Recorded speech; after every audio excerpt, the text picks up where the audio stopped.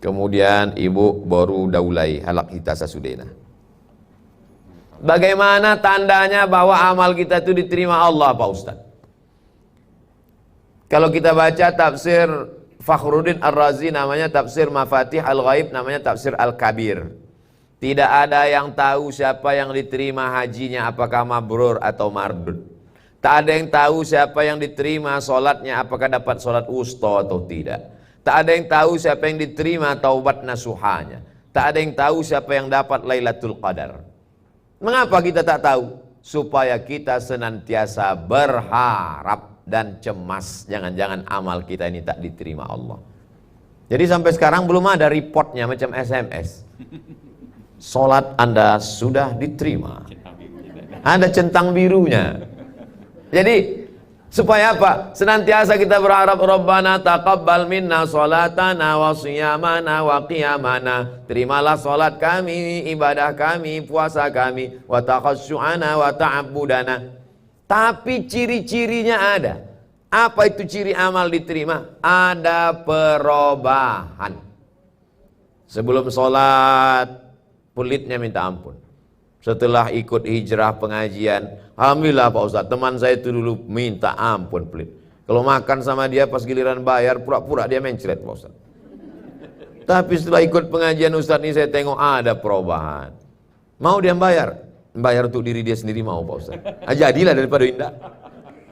Lawan saya ini pelitnya minta ampun Pak Ustadz. Kalau lewat kotak di depan, sibuklah mencari duit abu-abu yang lusuh. Tapi begitu udah ikut pengajian Ustaz ada perubahan. Dulu 2000 Pak Ustaz, sekarang 2500. Ada perubahan. Dulu sebelum mengaji, sebelum sholat, sebelum puasa sunat, cakapnya kasar Pak Ustaz. Minta ampun, macam kukuran kelapa.